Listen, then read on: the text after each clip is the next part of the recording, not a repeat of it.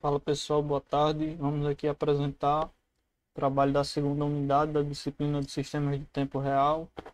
Minha dupla é formada por Neumann Fabrício e eu, Gerson Estevam.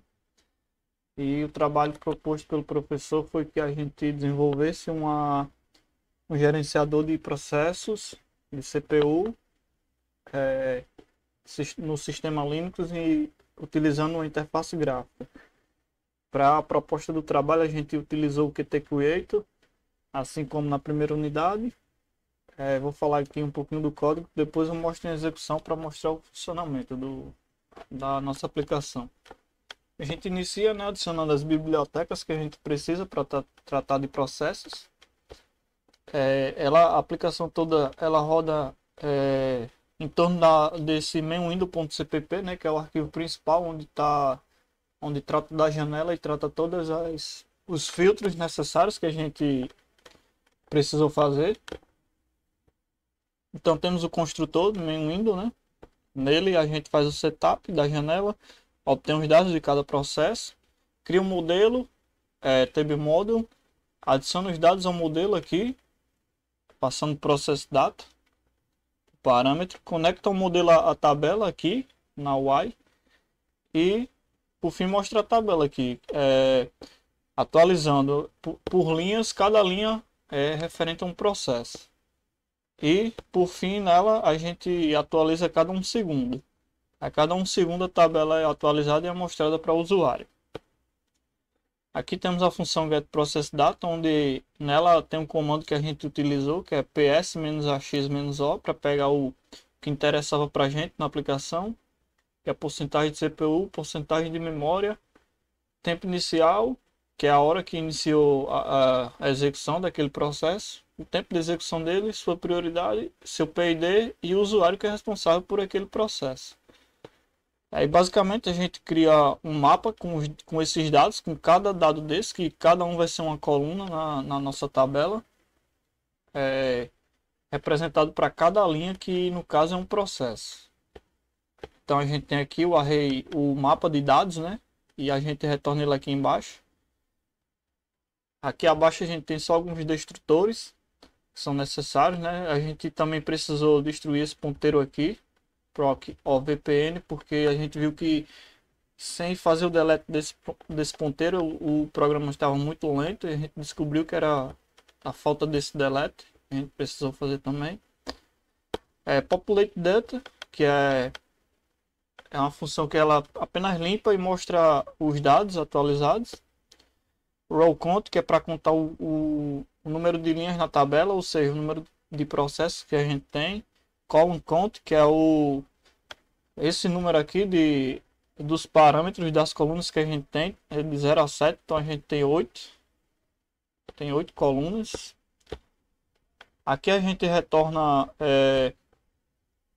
cada coluna usando o switch case a seu respectivo índice do mapa que a gente viu aí acima.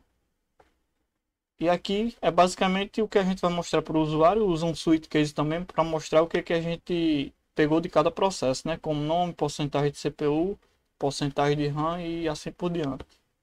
Aqui são os slots que a gente implementou, que foi pedido na tarefa, o kill, o stop, o continue,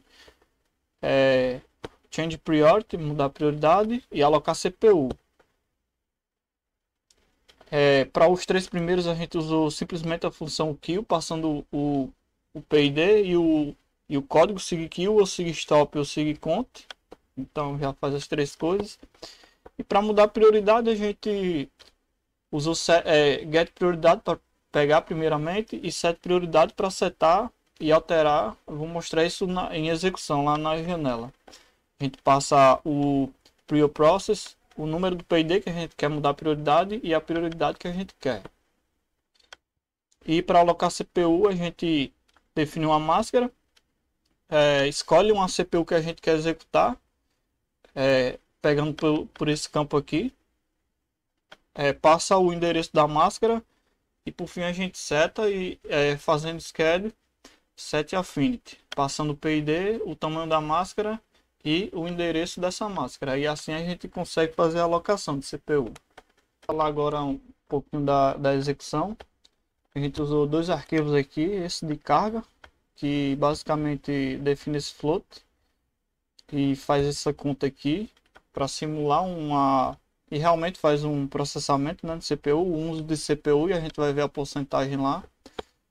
A gente chama essa função carga, né, passa no parâmetro que a gente quer e depois fica 30 segundos só esperando para não finalizar assim direto. Então depois de 30 segundos o programa acaba. E usamos infinito também, que é simplesmente um while infinito, só para a gente ter mostrar a alocação do CPU funcionando. Vamos para a execução agora. Tá para rodar.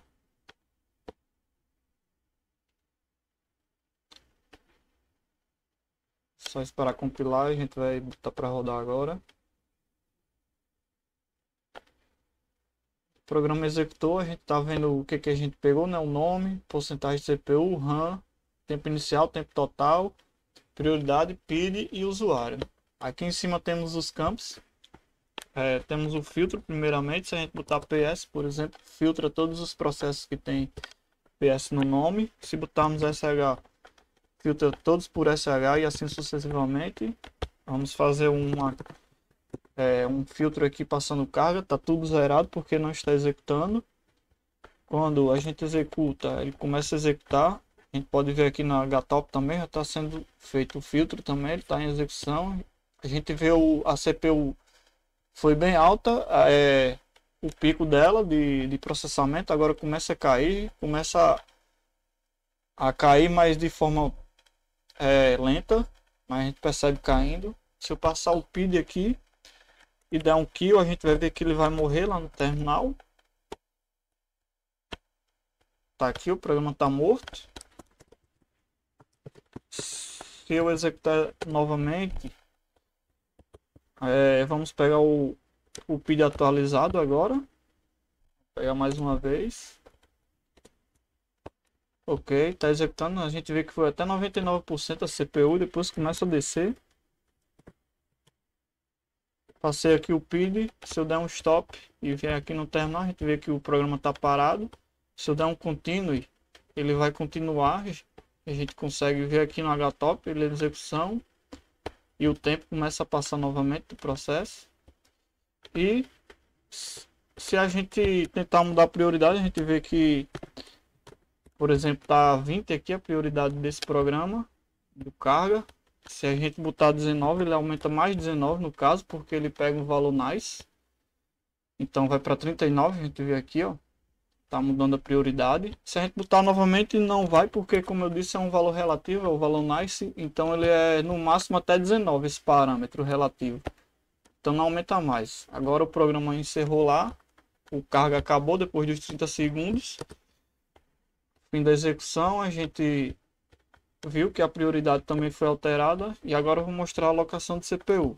Ok, para fazer agora a alocação de CPU, a gente vai colocar aqui o infinite para executar. É um loop infinito. A gente pode ver aqui no HTOP, ele fica mudando nos dois cores que esse computador tem. Então eu vou passar aqui o PID dele, 10987. Vou colocar a CPU 0, vou mostrar aqui para vocês que ele realmente ficou em 100% só na CPU 0, que é a primeira aqui. Se eu mudar para 1, ele vai para a CPU de baixo, que é a CPU 2. Vê aqui no HTOP. Então ele desceu agora, ficou nessa parte. A gente vê que o que está oscilando é o de cima, que são os outros programas em execução. E é isso daí, o programa está funcionando com todas as funcionalidades que foram pedidas. A gente não implementou o extra, a gente até tentou fazer um gráfico para as CPUs e o uso de CPU, mas devido ao tempo corrido a gente não finalizou. Mas o que foi pedido para o trabalho, a gente fez todas as funções, está funcionando perfeitamente. Agradeço pela atenção e até a próxima.